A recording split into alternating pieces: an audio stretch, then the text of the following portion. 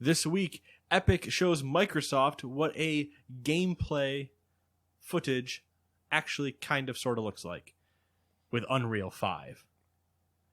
And then Ghost of Tsushima actually shows off gameplay, but we'll get there. Matt. Hello. You kind of went mad, and then you stopped, and I was like, "Oh, is there more to this?" I don't know if you were doing your thing. I got a thing. This is the Gamers 2 podcast for May 15th, 2020. Almost forgot the date. Your weekly roundup of news and commentary related to the video game industry and anything else that we decide. And anything else and everyone else. Do you want to be included? Tweet at us, and then I'll put whatever I can find about you in the news roundup. We won't include you. No, I don't know. That's more likely. But, hey. The offer's out there. I think we got to move the word commentary in that. But, hey, it's on the nose. I think it's a good start. I think we just need to tweak it a little bit so it's more us. Yeah, probably. Slightly less professional, because let's be honest, you almost put on I'm pretty good at this, and I'm like, oh hey, let's slow down. It's a hard line to straddle. It is a very we cross it every now and then to make sure it's still there, of going into the professionalism line, and we're like, ooh, there is some nice stuff over here, and every now and then I'm just like, shit, and it's like, let's just pull it back. I was going to say something worse there, but I don't want to immediately lose viewers. Yeah. I mean, in theory, the professionalism sounds nice. In practice, that's far too much energy, dedication, discipline that, frankly, I don't want to deal with. Exactly. And it's a lot for us. Exactly that, where we don't want to deal with it. Yeah. Because we would get halfway through. If we ever did a panel at PAX, we would just have to be like, don't stream this for safety of yourselves. Yeah. I don't know what I'll say. Yeah, this is private panel. 18 plus. I think it's actually 13 plus for panels there, but either way, age gate that. Let's all understand what we're doing here. And let's begin. With new releases? Good job. I appreciate it's dark. For anybody that doesn't know, because the power's out, internet's out, but we're still doing this because don't worry about it. No civilization. That's true. Every time I glance to where I normally glance and see lights down the street, I'm just like, oh yeah, it's pitch black. I can't see shit. All right. Yeah, it's weird driving into town. It is always super weird. It would happen sometimes when I was coming back from work, and I just kind of start coming down that hill, and you immediately realize that it is pitch black and there is nothing anymore. You can almost hear the Purge siren start playing, or or Silent Hill or something. If you have power and internet, here's some games that you could play. That's true. Starting with Hunt Down on the Switch. Number 2, Super Mega Baseball 3 on the Switch. Good old arcade style baseball game. That is not licensed, I believe. And good news, Matt. The TT Isle of Man Ride on the Edge 2 is going to the Switch. Fun fact about TT Isle of Man. Older than the Indy 500, Le Mans, and Formula One. Combined? Not combined, but it's older than all of those events. I believe it. Isle of Man, interesting to watch clips from. Number 4, Marvel's Iron Man VR for PlayStation.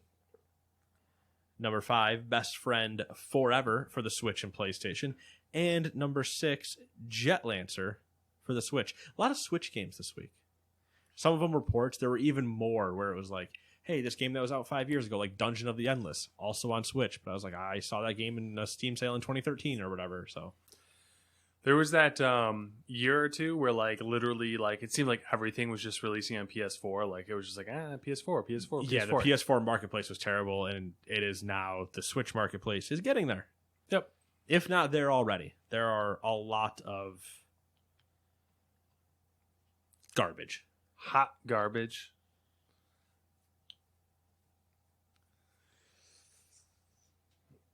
Anyway, shall we get into the news? We shall. First, second, third, fourth, fifth? I'll go second. Okay. I like the idea that I go fifth, and then we just... you go first, second, third, and fourth. But yeah, no, I'll go second. Sony has developed a new umbrella brand to unite its first-party PlayStation titles. One brand to rule them all. The PlayStation Studio brand will go live in PlayStation 4 and 5 games later this year and will only be featured on games developed and managed by Sony Interactive Entertainment's Worldwide Studios organization. Alongside the logo, PlayStation has created a new opening video that will appear at the start of its games. Did you watch it? Did you see it? Do you know anything about this? I don't. I know minimal at best. Let me describe it for you. Okay. Picture the Marvel opening. Okay. Quite literally that. Okay. But replace the characters with Sony first-party characters. Make it a blue hue instead of a red hue. And then instead of Marvel, it's going to say Sony. Or PlayStation, I mean. Or what? Innovative. I'm not even kidding. Oh, it's really that close? It is that. That's good? I don't know if that's a good or bad thing. I mean, it's a little too close, but it fits the times, gets the point across. All that good stuff. Well, I mean, I'll take it. You think this is them moving towards... I was reading a lot of conspiracy theories online where people are like, this is Sony making those small incremental steps to having like a service or whatever and doing away with the idea of being exclusive to their own consoles. Let's create this brand and then we can push the brand out onto other platforms like PC, Switch, Xbox Series X. There's a lot of interesting things you just said, and I don't know if any of those will happen. I don't know. I think the name is also very funny in a way, where it's like, you guys know we have Microsoft Studios. What if PlayStation Studios? Like, come on. It's not it. I just want more inventiveness out of them, but Sony's not that when it comes to usually like creative marketing ploys. They haven't been, let's put it this way, they haven't been for a few years. Yeah. Back when it was the whole Kevin thing, and that was before, the problems that arose out of that. But back when that was still a thing, it was like, okay, they're kind of funny, and the whole Killzone thing, and him, what was it, the one where he had the mask on backwards and he was playing Killzone like on the TV. I don't know if you remember that one. I think it was Killzone. He had a mask on the back of his head because he was playing Killzone with the controller on the front, and then he had like fake arms and everything coming off the back of him, so it looked like he was still working. Obviously, it was terrible, but I do not recall that at all. All right, never mind then. Speaking of Sony stuff, number 2, Ghost of Tsushima, or Tsushima, had its own much-needed state of play this week. Combat is said to be inspired by samurai films with one-on-one standoffs against other warriors that resolve in quick single-blow strikes and parries. I should probably preface this by saying I watched this with the intentions of watching it again with Nate tonight.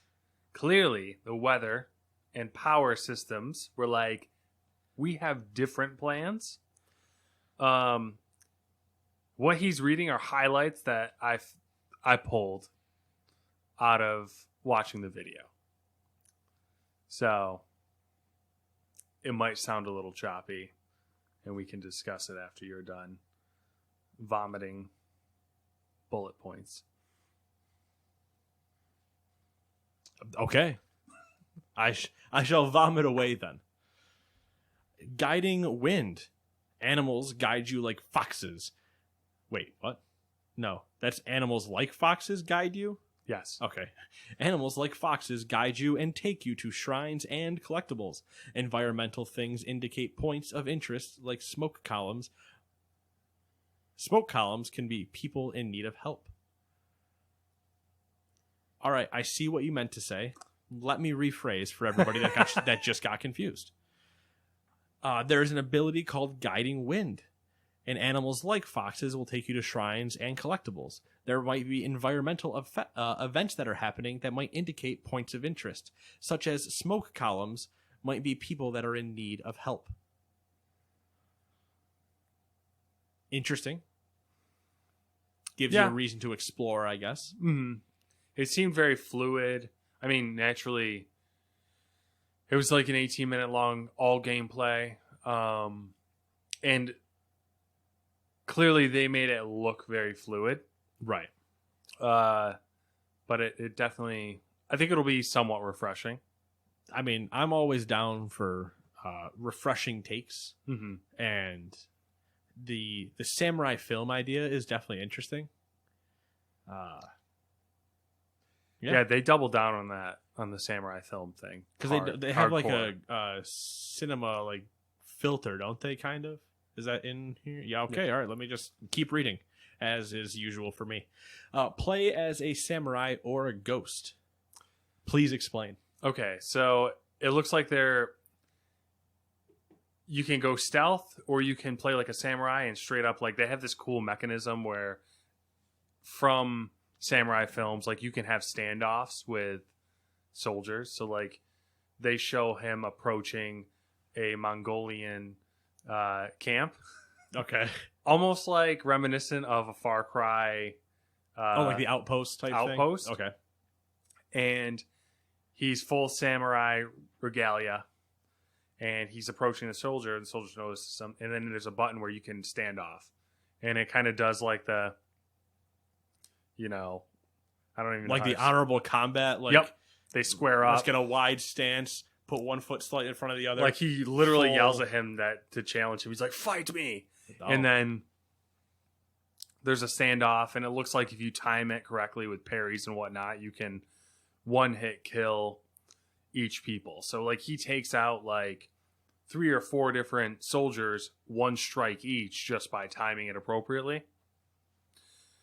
And they go through and show you how you'd fight as a samurai, and then they pull you back again and start over as the ghost, which is essentially, I know this isn't going to be culturally appropriate, I guess, but ninja-like. Clearly ninjas are Chinese. I get it, people. You could have just said Assassin's Creed. Well, yeah, it's like straight up Assassin's Creed. Like actual Assassin's Creed. Yeah, like it's straight up old school Assassin's Creed. Like, you're creeping around. Or Splinter Cell, even. On the top of fences. You're throwing daggers. You're throwing smoke bombs. You're climbing shit. You're lighting stuff on fire. Doing all the stabbing people from behind. Look at this while I stab you over here type things. Exactly. So, both sound interesting. I feel like it'll definitely be a mood thing for me, or it'll be when one fails, I resort to the other. Yeah. They didn't make it obvious, but I'm assuming it's like you can do whatever the fuck you want whenever you want. It's not like I would hope so, because I could see you having to get locked in certain phases, and man, when those screens go off, it is dark in here. I could see that happening of like, okay, this fortress has a boss, which once you do everything else ghost-like, you're going to have to square off against him type of thing. They did kind of show that. So one of the objectives was to like kill the commander, like a general or something like that. Uh-huh. And it was like when you're assassinating, it wasn't like a one strike thing, but it was like he came up behind him, did a critical strike, like stabbed him from behind, like in the ribs. The dude like hit him, he staggered back, and then he like threw a dagger at him or something like that. So it was like a couple strike situation.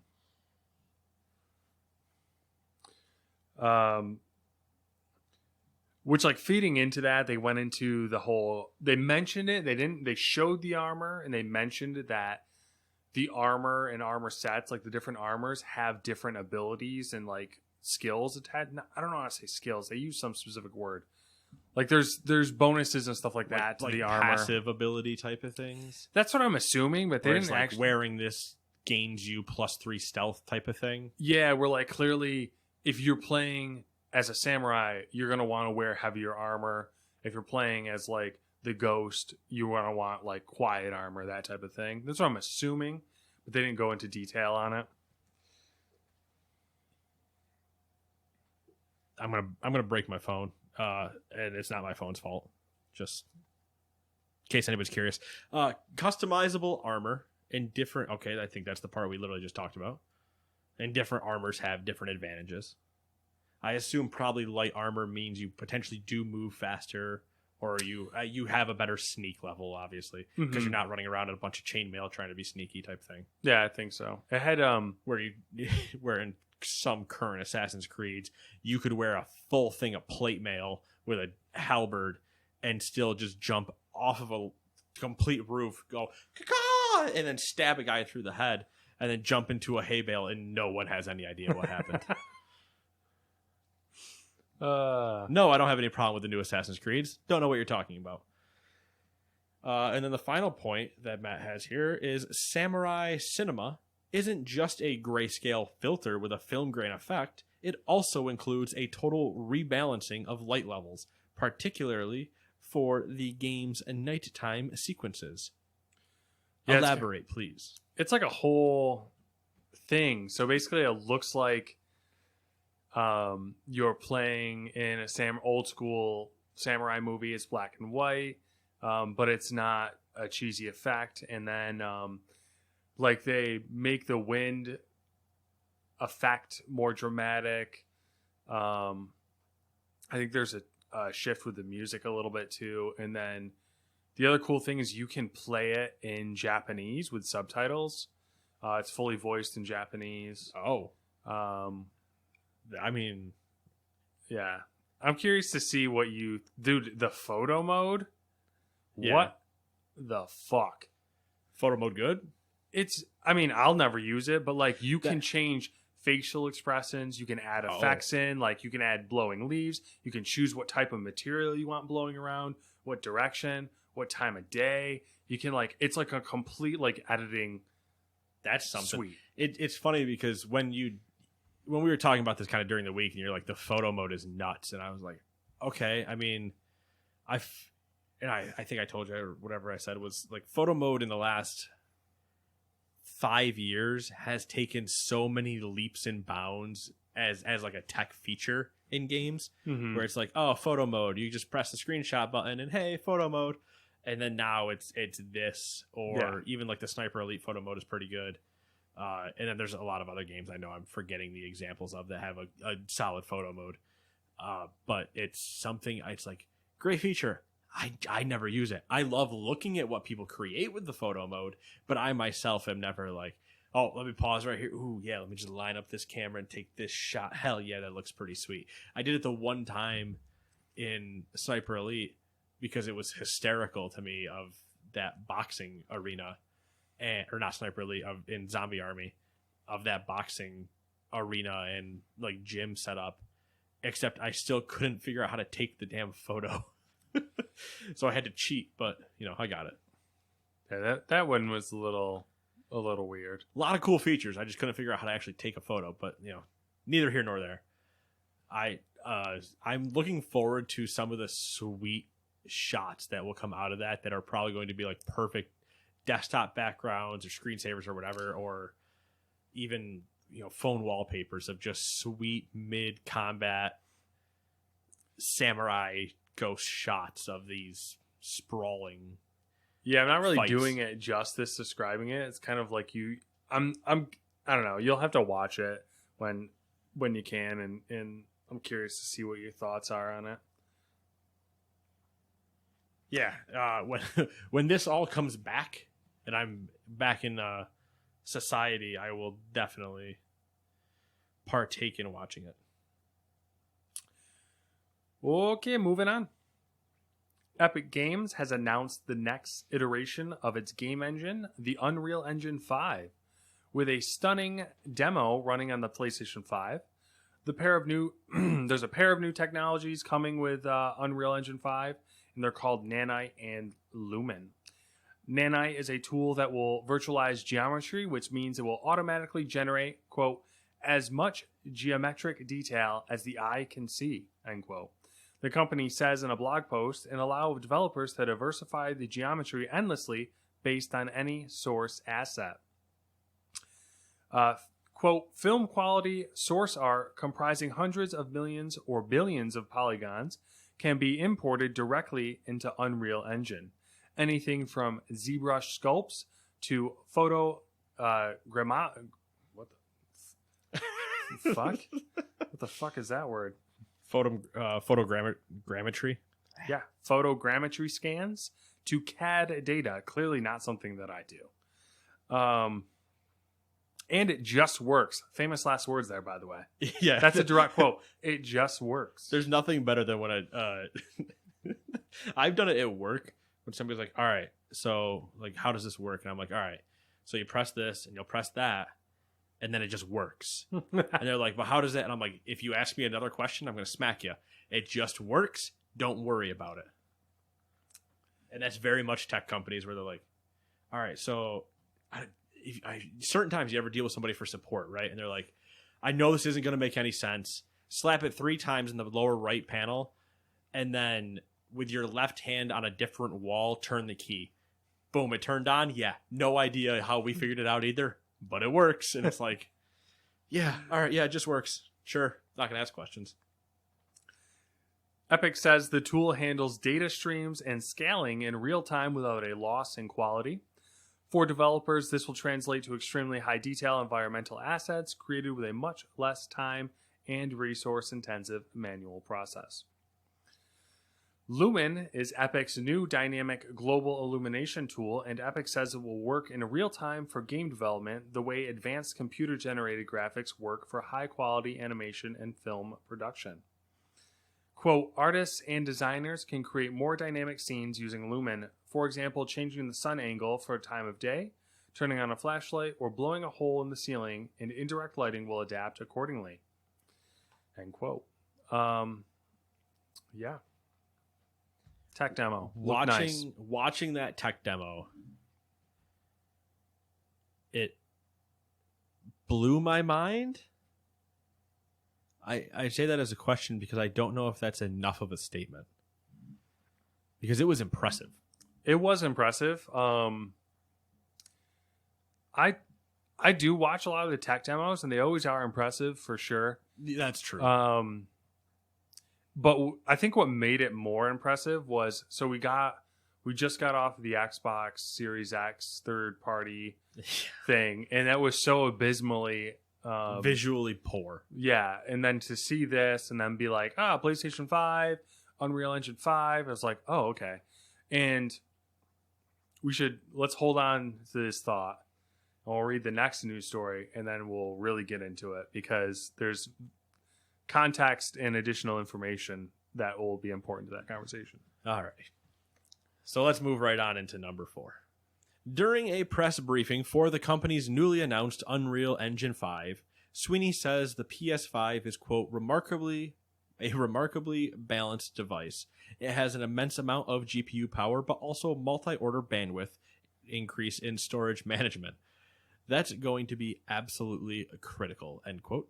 He goes on to say, oh, God damn it, I hate when you do this. He goes on to say, quote, the storage architecture on the PS5 is far ahead of anything you can buy on anything on PC for any amount of money right now. It's going to help drive future PCs, end quote. As for Microsoft's Xbox Series X, Sweeney isn't saying the new Xbox won't be able to achieve something similar. Both are using custom SSDs that promise blazing speeds. But, he says, Epic's strong relationship with Sony means the company is working more closely with the PlayStation creator than it does with Microsoft in this specific area. A little additional context, Epic's vice president of engineering said that the Unreal Engine demo was running at 1440p, 30 FPS most of the time and had no ray tracing. Epic's chief technical officer said that an RTX 2070 Super could run the Unreal Engine 5 demo at, quote, pretty good performance. And for reference, Ubisoft is saying that Assassin's Creed Valhalla will run at 4K 30 FPS. Which I believe they said that what we saw was also 4K 30 frames per second. The Unreal. The Valhalla that the we Valhalla saw. Stuff, okay. The Unreal demo was 1440p at 30 frames per second. Does 4K at 30 do anything for you? Because it doesn't for me. No, I think it comes to that like the screen size thing. I think it's when it becomes more important. You know what I mean? Like if we were watching it on like maybe a huge TV, but I'm always watching stuff on my PC screen, so it doesn't really like do much. Like there's diminishing return, I guess. There's definitely diminishing return, but I guess I'm speaking specific. Like 4K is good. 4K is what we want. 4K is the the goal. You know, what your new 1440p should probably be your new standard technically, but like 4K is your new, still air quotes, new pretty picture. Until we actually have true 8K screens, and that becomes the next thing. But the 30 frames, okay, like it. I'm of the camp where I'd rather take, for not unrelated to these stats we're talking about, I'd rather have 1440p at 60 frames per second than 4K at 30 frames per second. Right. I would agree with that statement. 4K at 30, like it'll still look great. And luckily it's in games where it doesn't matter. Mm-hmm. But if you're going to be running like shooters and stuff, you don't want to be running at 30 frames. You want to be running it much higher. Yeah. And even then, I run 1440 at 144 frames. Mm-hmm. And that's like, now you got 240. Yeah, you can go all the way up to 240 if you want to. You can go to 3 something, 365. Yep, 360, 3 something. Yeah, it's like what? Like 4K 30 is good, but it is not the best. Consoles are never the best. But I think still the argument is never and even in everything they just said, where they're like, it has a pretty powerful GPU in it. Yeah, everything's got a powerful GPU at this point. You basically have to. But the point that this should have driven home, and it's the part that people, like the mass audience, doesn't understand, is the storage and memory optimization that these are achieving. That's the real part where we're discussing driving future PCs and being hard to find in PCs now.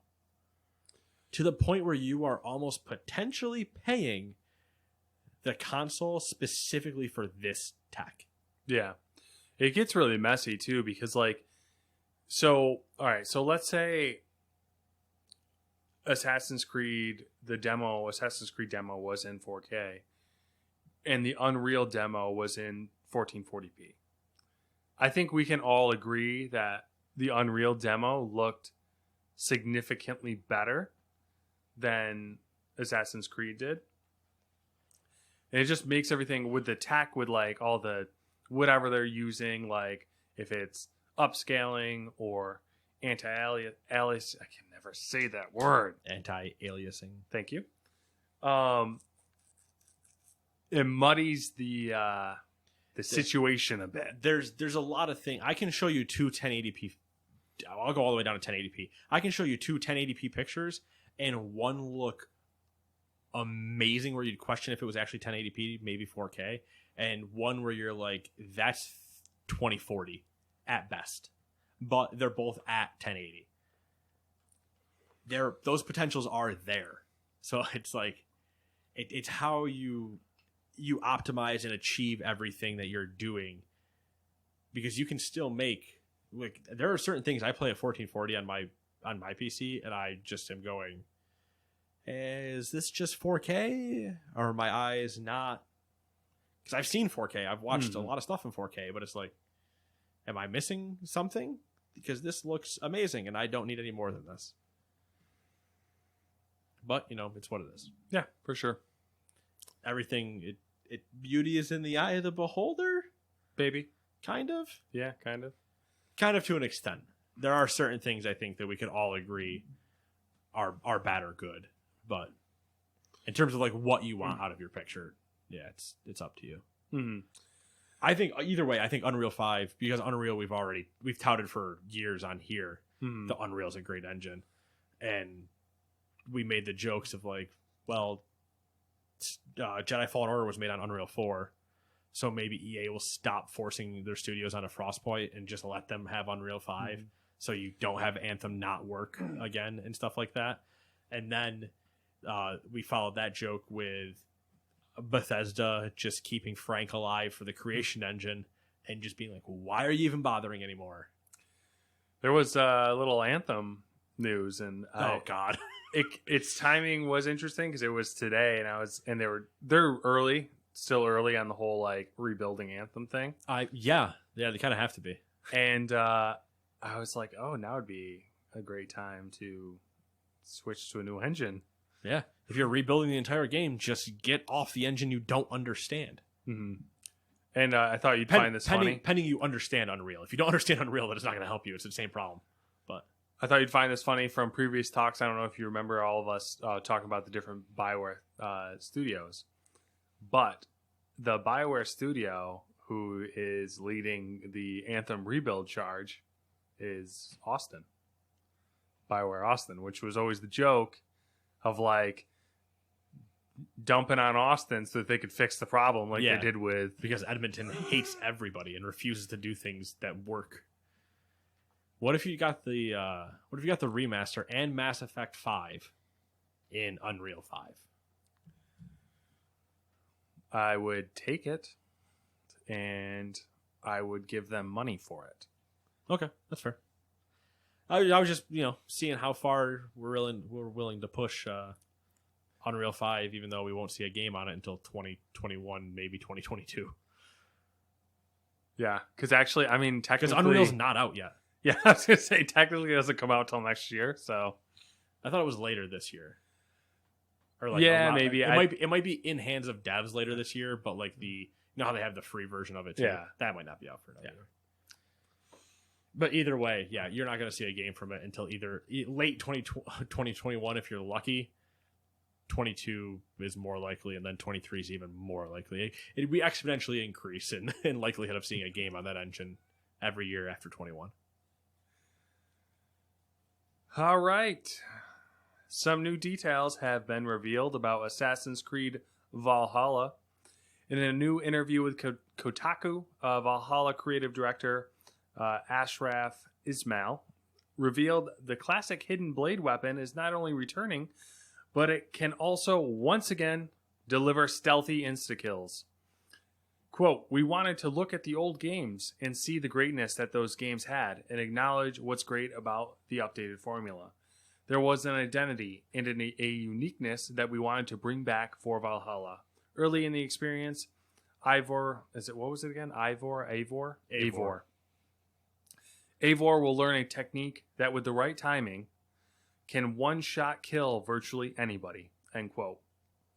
Stealth is also making a comeback. Quote, we have the return of the hidden blade, the hood and cloak, distraction capacity with your Raven, Sinan, I think it's Sinan, feigned death ability, and many other tools at your disposal. So stealth is a powerful option, end quote. My tongue died right there. It did. All good things. Yeah, I mean, I think there's a little bit of reading in to do when he mentions the right timing. It can one-shot kill. I'm like, what, did I get him down to 20%, and now anything lower than 20% is a one-shot kill? Because that still means I had to go through all this bullshit fighting for 20 minutes where there's nobody else around and I jumped off the top of a building. It should be a one-shot through the dome. But what if they're going back to like the early games where like you had to actually assassinate them? Yeah, like you had to plan out your path and kind of I'd be fine with that. That'd be kind of cool. Let's go back. Go back to boots on the ground combat. Go back to that where it a little weird for a Viking to do it. I don't know if it's necessarily the right game to do it in. Mm-hmm. You should have the option, but I don't know if they should maybe in certain situations they should pigeonhole you back into having to be stealthy and plan your whole route and stuff like that. But there's definitely scenarios where it's like I could easily sneak around an entire battlefield and not have that guy not know I'm there, so I should be able to walk up and do it. Why is it not a thing? Why is it not an option? They do go into detail a little bit in that interview about how social stealth is back with like how a Viking... You can blend into a crowd and... Yeah, how a Viking might want to blend in and blah, blah, blah. Which that's good too. That's what you should... Like, those make actual stealth, like Assassin's Creed games be... The reason that's titled Assassin's Creed is because you are an assassin. Yeah. Not a combat warrior. We had this week's news was all fairly upbeat. It was all good news. And I was like, well, this is suspicious. Oh, yeah. Well, because next week we're going to find out that 6 studios closed. And all these games got canceled. Yeah, something else went horribly wrong.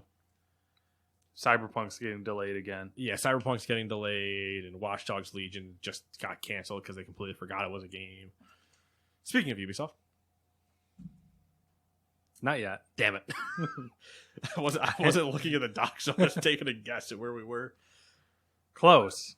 Close. All right. I mean, it would have made sense, but I was like, throw them. I see. Through. Yeah, throw them for a loop when it doesn't make sense after we talk about Valhalla. All right, let's go to number 6. Activision announced a new remastered collection that brings together the first 2 Tony Hawk's Pro Skater games in one modern package, with new features like online play and a more robust course build. Oh, excuse me. It'll be coming. I have a question about the beginning of this, by the way, but I'll ask it at the end. With online play and a more robust course builder. It'll be coming to the PS4, Xbox One, and PC via the Epic Games Store on September 4th. The remastered collection will feature updated visuals, all of the original levels, characters, and tricks, extra challenges, a more elaborate Create a Park mode where you can share custom skate parks online, and brand new online multiplayer modes along with local multiplayer. On top of that, the games will include the vast majority of the iconic Tony Hawk Pro Skater soundtracks, though not every song made it due to various licensing issues. The remaster is being handled by Vicarious Visions, which has some history both with the Skate franchise and remaking games. Some of the studio's earlier projects were the portable versions of Tony Hawk Pro Skater, while more recently the developer released the Crash Bandicoot Insane Trilogy. Activision's doing this? Yeah, I think so. Weird that it's not on Battle.net then. That's what my question was. You know what? I didn't look at what it's releasing on. It's releasing on Epic. Is it? Yeah. It's in there. It's in the article I just read, and it's also listed on Epic. But Activision usually keeps everything listed on Battle.net. Maybe it's because they're stupid, and I don't like them. I don't know. Something we'll have to look into. Maybe we'll have a correction next week. There was that whole thing before about Tony trying to get the license back for his games from Activision because of how terrible they had done with it. Mm-hmm. So I at least thought that was the fight with Activision. I might be horribly misinformed, that I'm sorry, but I don't know. Could be. I remember those things. But this isn't my cup of tea, so you'd have a better idea than I would. I would, and at the same time, I don't. I am excited for it, though. Yeah, I figured you would be. $40. Yeah, that's good. That's good. It's better than something we're about to talk about. Yup. But yeah, for $40 for Tony, it's like, yep, I'm in. I don't remember what we're about to talk about next, but screw it. I'll just go with what I was going to say anyway. The amount of remasters of 360 or earlier titles, 360 era PS3, whatever, and earlier titles and stuff that have also making their way now to PC and stuff. I'm having a hard time stopping myself from just buying them or wanting them, because then I just have them. Mm-hmm. And I don't have to go find N64 or whatever to play Tony Hawk, And I technically don't now either way, but like I just have them. They work. They're on my shit. It's good. I wonder at what point, and maybe that's something we're gonna see with new consoles. I'm wondering at what point do they come up with some sort of machine learning AI that can just do it on the fly. Yeah, remaster on the fly. Yeah, because like the game engines probably hold up okay. It's just like the graphical disconnect your brain has. Either that, or does like Unreal 5 have an option to just pour in an entire game, and then you just have to go through and like fix what breaks. Yeah, where it's like, yeah, no, we can just pour it in whatever game, and then we just need to like fix it. But it's like I feel like we're getting there. We're definitely getting there, and it's an interesting proposition. But there's just a lot of the things that have been announced recently and that are coming out relatively soon. Like SpongeBob comes out June 23rd, and I'm just like, yeah, give me the member berries, man. I'm in. Let's go. Y'all remember SpongeBob? Let's go play some SpongeBob. And I'm like, yep, sure, sounds good. Give me that. Y'all remember Tony Hawk? Let's go play some Tony Hawk. I'm like, yep, sure, yep, Tony Hawk, yep, let's go do that. If they had said Skate, I'd have been like, yep, buying all of them. Let's go. And it's Tony Hawk 1 and 2, so it's one of those where it's like, all right, yeah, let's start there. Well, because those are some of the ones that people love, but I also love some other ones. So maybe the other ones show up, and I'm like, ooh, American Wasteland, ooh, yay! But spend enough money. I mean, it's going to sell like crazy. It's 100% going to sell like crazy. Did you see the collector's edition for it? No. The collector's edition for it gives you a limited edition birdhouse board, like skate deck. That's a cool idea. Yeah, it makes sense. Yeah, that's going to sell like crazy, and then they're going to be like, yeah, we need to do more of these. Yeah, but then they're going to go, we need to do more of these. Also, there's a new Tony Hawk coming out, and everybody's like, no, the last time you did a new Tony Hawk, it sucked. Stop it. Give us the old ones again. Activision likes money. This is better news than a Skate mobile game, so, I'll take it. Oh, yeah, that's for sure. Mobile games. I don't know if you saw that. Or did we talk about that? We didn't. I couldn't remember if we did or not. I don't think we did. There was a lot of news the past week or maybe 2 weeks where it's just been like... There was some stuff that came out of interviews with a pro skater where he said he was approached by EA about making a Skate mobile game, and he was just like, what? No. Yeah, he was like, no. And it's like, yeah, exactly. No, don't do that. You shouldn't do it. Good decisions. Does anybody still play Command and Conquer? Exactly. Stop it. I don't know if you remember that. I do. Was that 3 E3s ago now? It came out, right? And then no one's playing it? I played it the week of E3 because they were like, yeah, get in now and you can try it out and whatever. And then they turned that off after 2 weeks, and then they waited months and then released the game again. And I was like, well, I have no interest to re-download it because it wasn't that good. Speaking of mobile games, Elder Scrolls Blades. Yep. Yeah. Out of beta, I think. Oh, okay. Coming to Switch, apparently. It's on Switch. It's on Switch. When I was scrolling through the store, just looking at things, I saw Blades, and I went, that's interesting. Not playing that. But yeah, hey, it's there. I'm curious about that. To see if people actually partake. I forgot it was a thing until I saw it on there. So same thing. I saw Elder Scrolls Blades, and I was like, oh, yeah, that was something. Huh. I remember Elder Scrolls Blades? No, I don't. Oh, okay. Sorry. Nothing like member berries when you don't remember what it was. Ubisoft has announced it will hold an E3-styled showcase called Ubisoft Forward on July 12, 2020. The digital conference will include news about Ubisoft titles, including reveals of a new game, I'm assuming. Could be new games. I don't know. I wrote this. I don't know what I was trying to say. I feel like I've noticed that a lot with this doc. This isn't a slight at you or anything. No. But I was watching while you were writing it Wednesday night, maybe. Yeah. A little bit. And I was just like, okay, cool. He's writing that. I'll make my updates. And then I didn't ever check it again. But as I'm reading through it, I'm like, was he half awake? I wasn't. That's the thing. So I went back to work this week, but I'm still on my sleep rotation of not working. So I've been having trouble falling asleep at a normal time, and then I have to get up early and go to work. Yep. So it throws everything into a whole funk. We're also in go mode, and like which I was at work until like 8:00 tonight. Yeah, and without like saying too much of it, I love that you're in go mode with like the entire situation around the world. And you guys and what you're doing are like just let's go. You never know what's gonna happen. And I'm like, shut the hell up, please. Yeah, so I did this last night while like half awake, and I was like, and then I knew while I was doing it, I was like, this is shit. This is shit, but like I can't pull it together. So you should have just texted me. I would have gone through and at least proofread it and then just fixed things right then. Yeah. I was up till you never know. I was up till 2:00 anyway. You never know, because as you can tell by my posting memes in Discord. Your response might have been like, it's cool, we'll figure it out as we go. Like, so I was just like, whatever. Most time, like if it's a technical thing, I'm like, we'll figure it out. But like if you're like, hey, can you take a look at like what I wrote? I'm like, yes. It'll take me 5 seconds to even. I can still play the show and read through the doc and go, I don't know what he was thinking here, and then quickly just edit it on my phone and change something. Anyway, what did you just talk about? What news? Nothing important. What news story am I supposed to comment on?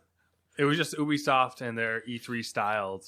Yeah, I assume that's just their actual like date affirmation from the Summer of Games stuff. I don't think we talked about. Maybe it was this week. Then I didn't want to throw it in there. 6 games they have coming out supposedly for this fiscal year. Yeah, which it was broken down by somebody else. I don't know if you saw this, where it was 6 games in this fiscal year. But remember that this fiscal year for them goes into up to March 1st, I believe. Mm-hmm. So it was 2 in the October to December window, I believe. 2 in January, and then 2 in the February, like to March ending of the fiscal. That's how they were. I believe that's how they were broken up, or it was 3, 1, and 2, or something like that. Yeah. So it was. So basically, spread out from October to March. Yeah. So it was Valhalla, Legion. Which, if you release those near each other, you are going to shoot yourself in the foot. Those need to be at like October launch title, and then December Watch Dogs. Like, give yourself a month gap between the two, because Gods and Monsters. Holy shit! I forgot about that game. And what the hell were the other ones? There was 2 more that we know about, and then the Rainbow Six. Maybe it was. So there was 5 that are announced and we know of, and there was the 6th is the odd one out that we know. Bones. That we know nothing about. Skull and Bones. Yeah, it could be. It could be Prince of Persia. That's the other rumor. Could be Prince of Persia. Splinter Cell. Throw it in. Why not? Splinter Cell. Always that never showed up. It's always worth a rumor. Yeah. Crew 5. Just Dance. Just Dance for the Wii. For the Switch. No, and for the Wii. And for all your mobile phones and everything else you can get. Yeah, it's. I mean, good. It'd be interesting to see. Speaking of that October window, because a lot of new games are being slated to come out sometime around October or in October, everybody's expecting console launch in October. Really? Because I think it was the Valhalla listing that specifically said on PS4, Xbox One, Series X, and PS5 and PC and whatever on October whatever. So like they called out that they were releasing on those October. Yeah. In October. They called out that they were releasing Valhalla in October, and because Valhalla's going to be on all those platforms, they also listed all the platforms. So I don't know if they were just covering their basis and listing all platforms, or if they actually mean no, we're releasing day and date with the PS5 and Xbox Series X. But that's the hot rumor on a release date of a console is now floating sometime around sometime around October. Yeah, that makes sense, I guess. We're lagging on the info. It's kind of crazy. I feel like. Are we? I don't know. I feel like we are, but like I feel like we are and we aren't, because remember, we would still be hitting June. This is always the joke going into a new console cycle, because I'm like, yeah, we'd still be hitting June, but then we'd also have that weird February event where blah blah blah. So what, Max? What are you doing? You just hanging out? Hey, you hanging out? I'm gonna pick you up. All right, whatever, you confused boy. You'd be getting those conferences in June where you'd still be able to be, stepping into the ring for round 13 to slug it out on price point and release lineup things. Like you could still have your, for kind of lack of a better term, you could still have your blow your load moment where you're like, and these are all the games that are going to be available at the launch. Boom, giant montage. And by the way, it's available at this price point. Boom, crowd goes nuts. Whee! But obviously we're not doing that because this is 2020 and we're, pandemic things. But that's where we could still be. So you're right, it is slow, but it's also slow because we don't have that upcoming event. Like, we're not all still looking at that going like, ooh, what's going to happen? Yeah, there it is.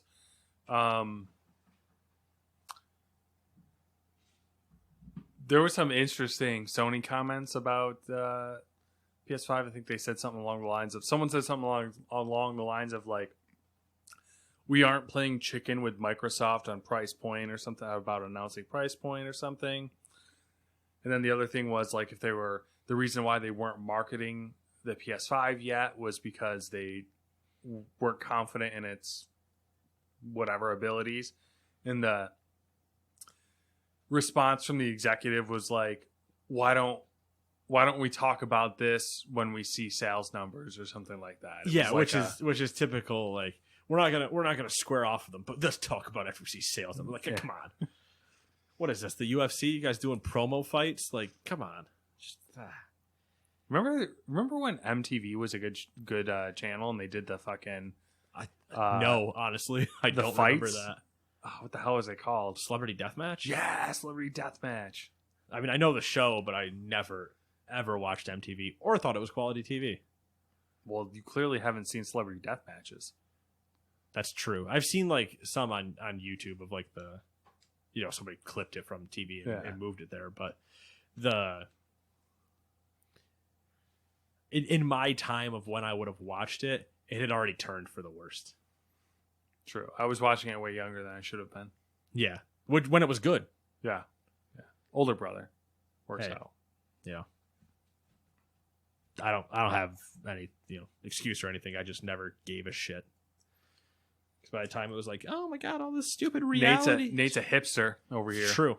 It's true. Believe it or not. Number 8, 2K, right? 7, 8, yeah. Number 8, 2K Games dropped a teaser for the Mafia trilogy, showcasing remastered clips from Mafia 2 and 3. The full reveal won't happen for another week on May 19th.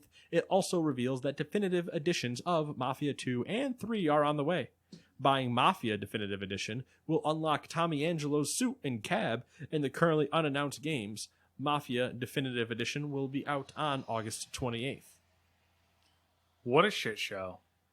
It's funny that, so anybody that remembers, Mafia 3 launched as a gigantic shit show.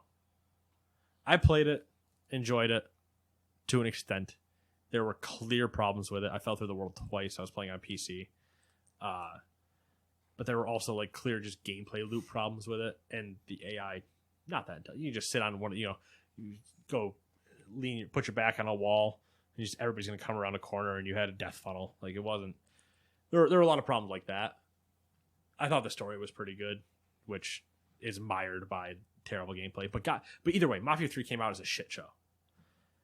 Then these news rumors start coming out that there's going to be Mafia 1, 2, and 3 remastered. Once again, don't know why Mafia 3 is getting remastered because that was out on PS4 and Xbox One. But okay, yeah, sure, we'll remaster it. And then Mafia 1 and 2, I'm like, okay, cool. I played Mafia 2, but I never played Mafia 1. It'll be interesting to go back and play those, and I'm about it. But every time I hear about it, it just gets more convoluted and less explained. I'm wondering if it's a wording issue. Like, everyone keeps throwing around the word remastered, and maybe that's true for 1 and 2, but also they're referring to them as the definitive edition, so maybe It's just like 1 and 2 are getting a complete remaster. 3 is getting an update, or 1 and 2 are getting reimagined. Like they're getting that not just remastered. Like they're getting really retouched and redone. And Mafia is just getting upscaled. Yeah, like 3 is just getting upscaled. Yeah, but I'm intrigued. And this goes back to the, hey, remaster things that I'll probably want to buy and whatever. Depends on what. Did you play 1 and 2? I played 2, not 1. I haven't played any of them. So I played 2 on the 360. But it's one that strikes interesting to me. It's just a matter of how well does it get executed. It's one that doesn't have my money until it releases, where Tony Hawk I would pre-order. Yeah, okay. I'm picking up what you're putting down. If that makes sense.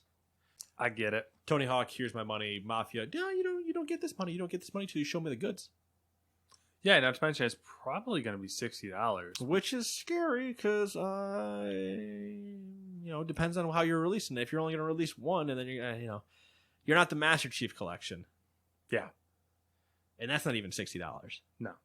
It's $60 for all of them, right? No. Like I'm saying the Chief Collection isn't $60. The Chief Collection I think is $50. Oh wow. Okay. And if you just buy that, then you have all of them as they release. But if you were to individually buy all of them, yeah, you might be at $60 because I think they individually. Yeah, like if they release the trilogy at $60, maybe. But each game's $60. That's like that's hard pill to swallow. No, there's absolutely no way I do that. If you release all 3 and you say it's the Mafia trilogy or whatever. And even if you're only releasing 1 at the start, but I have the licenses for 2 and 3 when they show up, that's much more easy to stomach than you trying to tell me $180 for all 3 of these, and I will laugh my way to not handing you money. 2K Sports officially announced PGA Tour 2K21 on Thursday. The debut trailer for PGA Tour 2K21 introduced 2017 FedEx Cup champion Justin Thomas as the game's cover athlete. It also shows off a variety of golf courses. There'll be 15 real-life courses from PGA Tour events in the game, and 12 pro golfers for you to play against, but not as. It'll be released on August 21st for $60 on all major platforms. So, as we were discussing a $60 price point problem, here's the immediate one. Yep. Because I know that if I say what I'm gonna say, the people that are making this would argue with me, but I don't give a shit. It's not $60. That's $40 of content, maybe. $40 is your sweet spot. $60, I can't play as any of the pros. There's only 12 of them, and there's only 15. Maybe I'm not remembering. Like, I remember the Tiger Woods golf games, like the later Tiger Woods golf games being like quite robust. Yeah, very robust. And I feel like these are like don't even hold a candle to that. Quite robust. And minor fact, you could play as pros. Yeah. Did I miss something? Where I was like, yeah, you know what? I do want to play as a shitty version of myself having to deal with up to 12 pros potentially. What? No. Sometimes, yeah, but I also want to be able to just kind of like, oh, cool. All right. You know what? I'm going to go play Torrey Pines as Tiger Woods and just kind of hang out. Oh, no, I'm not, apparently.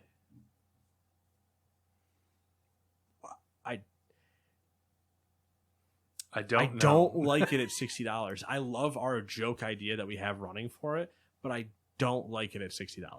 I'd have to see a lot more of it. Because they don't really show you anything either. No. Literally, even before this, their pre-announced thing was 20 seconds long. Yeah. And it's like a shot of one green, and that's it. Yeah. And their announcement thing is like literally a minute and a half, I think. So it's like, here's some quick cuts of golf courses. Here's some pro golfers taking swings, or one pro golfer taking a swing or whatever. Yeah. And there it is. There's the game. Out August. See you later. And it's like, yep. What? No. You show me more. More things you show me, please. No mention of, I mean, they say, yes, we have multiplayer. Yes, we have online multiplayer. But they didn't say, like, literally anything else. Yeah. Hey, we have it. Don't ask what it is or how it doesn't work. Please. Please don't ask. Just weird. And last but not least, Nintendo got in on the game announcement party this week by revealing Paper Mario: The Origami King. It will be out on July 17th for $60. Nice. New Paper Mario game for people. My understanding is it's a pretty, standard Paper Mario game. Basically what I've seen as far as everybody talking about it. And I'm not a Paper Mario person, but the people that are seem to be pumped about it. Hyped. So, hey, good for you. I can't comment on whether or not that's worth $60 or not. At least that's a new game that seems to be fully featured, and it's a Nintendo product, so probably. Though that's not necessarily always true, because Mario Tennis Aces was a whole... You know what? Just buyer beware. You're responsible for your own opinions. But yeah, that's the news. That's the news, new releases. That is it. For this week. For the week of the 15th of May. And it has been 7 days since we've last recorded. Matt, what have you been up to? SnowRunners. Delivering that shit. Delivering those slow trucks, man. Flipping trucks. Bro, let me tell you, I spent over 3 hours. Did I tell you about that? I might have. I spent over 3 hours one night, because here's my jam. I go to work. I come home from work. I do the house, food, wife thing. And then 10 o'clock, I sit down and start playing games. Maybe. Around there. If you're lucky. Long story short, I played SnowRunners for it was a little over 3 hours, and I was trying to accomplish a single objective. Oh. Literally the whole fucking time. And I got halfway through the objective in the first 10 minutes of playing. Okay. Long story short, I had to pick up 4 barrels of oil and deliver them to a fuel station. That seems the 4 quite barrels of oil were scattered along a coast, a beach of sorts. Okay. Picked up the first 2, no problem. Dropped them off. Trying to get the second 2. 3 hours flipping trucks. Trying different trucks. Flipping trucks. Dropping stuff. Can't get up hills. Stuck on trees. Don't have a trailer big enough. It's just chaos. And I didn't finish it. I didn't finish it. I fucking quit, went to bed. Got pissed. How many vehicles did you just get out onto the map trying to do this? I never had more than 2 out at a time. Okay, so trying to do it, but I kept swapping and trying different vehicles. Oh, okay. Because I got sick of tipping shit over. I was like, I'm gonna get a vehicle that's fucking ain't tipping over no matter what. And then I got it fucking high sided, so I got the frame stuck on a mountain and I couldn't, or a hill, and I couldn't move. And then it was just chaos. I like that you spent 3 hours and got nowhere. Yeah, literally got nowheres. Gamer's worst nightmare. It was such a waste of time. That's how I felt in Odyssey. Such a waste of time. 3 hours and make zero progress. Hopped on the next day and wrapped it up quick. But yeah, I've been playing SnowRunners. I've been enjoying it. I think I'm just going to be chipping away at that until something of consequence comes out. And watched Jojo Rabbit. It's a good movie. It was wicked fucking good, and I made Samantha watch it with me. It takes a hard turn and gets really rough, and she was just fucking waterworks, man. She was crying like crazy, and I was just it's got to be the spot towards the end. Yeah. Okay. You just I'm trying to think of where that moment must have happened, and I know where it is. And it's just it's got all the feels, and it was a really good movie. Yeah, because you're just laughing and enjoying it the entire time, and then it's hey, by the way, shit's real, and you're oh yeah, okay, my bad. Yeah, it's just an all around good movie. Yeah, that's really it. I think I've been listening to. I'm playing SnowRunners. I have had Netflix playing in the background, just listening to Empire Games. It's a documentary about different empires. Nothing really crazy. Oh, okay. That's about it. That's all I got. All right. Easy peasy. What have you been up to? Been up to a bit, as the kids would say. playing the Animal Crossing, playing the World of Warcraft, playing the MLB The Show, all, what they are. Yeah. Talked about them before. Don't need to go into more of them. Got a decent garden going on the Animal Crossing stuff in terms of like flowers, because that's the only thing apparently you can grow. I mean, there's trees with fruit on them, but flowers, and our social media director is using my island as a spare garden to try to get certain flower colors to show up. So she shows up like once a day, runs over, waters everything, and it's like, oh, all right, cool. And then so I have my own chore once a day of letting her show up. That's a thing, but it's a fun time. I enjoy it. The World of Warcraft, just what it is. I've accomplished the task I set out to of having one of every class at 110 or at 120 before the expansion drops, so that's done. The Great Crunch. Yeah. Yes, you all remember where you were during the Great Crunch. No, we did. That's all done. The show, just grinding away new content, enjoying that because it's the only baseball I get right now. And I played Journey. Okay. I played and finished Journey. Played and finished the Journey. It's actually just Journey. Yeah, it's just Journey. It's interesting. It's not bad. It's a little but I didn't dislike my time, and I enjoyed moments, but overall I was just kind of like, yeah, it's a thing. If you like Journey, and I know you do, have you ever played Abzu? I have it. I've never 4 actually hours played it. 4 hours instead of 2. And Journey didn't even take me 2 hours. I think I was done in like an hour and 50 maybe, so just shy of 2. And I didn't find, I don't know, maybe 2 orbs that I know of. The Abzu is very much Journey-esque, and I can 100% see where it came, because I played Abzu first, and they're not by the same company, but I played that, and it was like, oh, it's a sea exploration type, like walking simulator, swimming simulator. And then Journey, it's like, oh, you're just kind of walking, and maybe like a little bit of puzzle solving, not that much, but a little bit of puzzle solving. And so there were some moments where I was like, definitely a couple moments where I got frustrated. Did you run into anyone while you were playing? Yes. 3 people or the same person.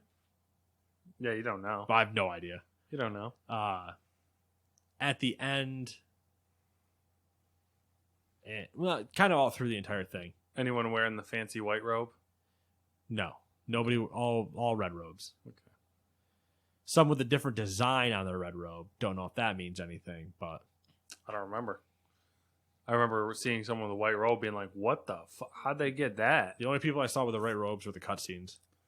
Yeah, you can, if you're super cool, you get a white robe, I guess. Okay, apparently. Yeah, no. So I played through that, and I was just kind of like, all right, that was a thing. It's done. I can say I've played it now. Yeah. Yeah. I could see that response from you. Yeah. Yeah. Yeah, it's just like, yeah, it's done. Yeah. I didn't know what to do one night, and I was like, nah, it's supposed to be like 2 hours. I got time. Sit down, did that, and I was just kind of like, all right, well, I've done it. I've appeased him for one game. That was on the list of Matt wants me to play, so that one's done. Oh, what are we going to choose next? Oh, God, I have no idea. Because some of those I might want you to be around for. Specifically Half-Life, at least, if you're gonna fucking make me play that. Just hear the hatred in my voice. So I played that, and then I watched a lot of things. I finished Devs. Very good show. Quite enjoyed myself whole way through. Then I watched John Wick 3 because I needed just some palate cleansing, shoot 'em up action, and that was exactly what I got. It was a good time, and I enjoyed it. Then I watched Bohemian Rhapsody. solid movie. No real complaints. You know, if you like Queen and Freddie Mercury and that whole and who doesn't thing, really? I would say you're un-American if you don't. Not an American band. So yeah, there was that, and then I watched Godzilla King of the Monsters, which apparently was a trip. I got a good 20-minute breakdown on it. He got more than a 20-minute breakdown. Was it over 20 minutes? Oh, probably.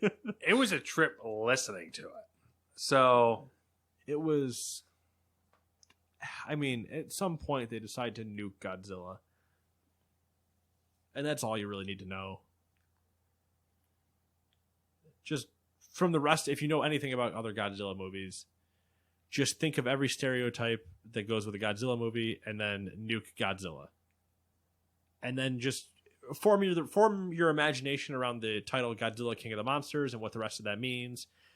Let me know what you get. And then go watch the movie and see how close you got. Because I bet you're not that close. It was he's not wrong. Unless you know, like, previous Godzilla lore or movies, air quote. But if you don't know that, just take those points that I said and try to guess the story, and good luck. I think I got fairly close. You did, except for like some twists. But yeah, and I've watched 2, maybe 3 Godzilla movies. The only one I've watched other than that one is the Broderick one. That's it. I didn't watch the one after I think there's 2 after that, in between that and this. Yeah, and I didn't watch either of those. The originals are the best. I'm saying then there's the ones of a guy in a suit. The guy in a suit, man, just spearing people. It's fantastic. Spear. Yeah, it's so good. Anytime I think about those terrible movies like that, they're just. Or, I mean, if you ever randomly were on Sci-Fi as a kid and you're like, oh, it's Godzilla versus Mothra, or Godzilla versus Mechagodzilla, or whatever the other... There was some giant, like, crocodile one. I don't know. There's so many weird things that he would just fight. Godzilla versus the world. Godzilla versus Godzilla. Was that one? I think so, yeah. Is that like Hulk versus Hulk? Yeah, like Hulk versus like Gray Hulk or whatever. Because it was genetically engineered Hulk versus accidentally gamma radiated Hulk. Yeah, basically. Planet Hulk, man. There's an entire planet of Hulks in a certain storyline. The planet got gammaed, so Planet Hulk. I mean, it's like the Krypton question, you know what I mean? Like, if they're all that, are any of them that? Yeah, you know. It turns out, yes, because when one comes to Earth, he's 100% that. It's like Krypton people are no longer Kryptonians. They are all supermen and women. The Red Sun.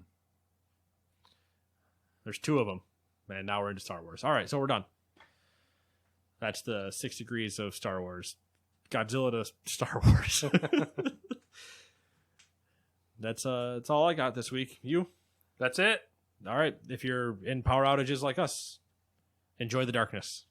Goodbye.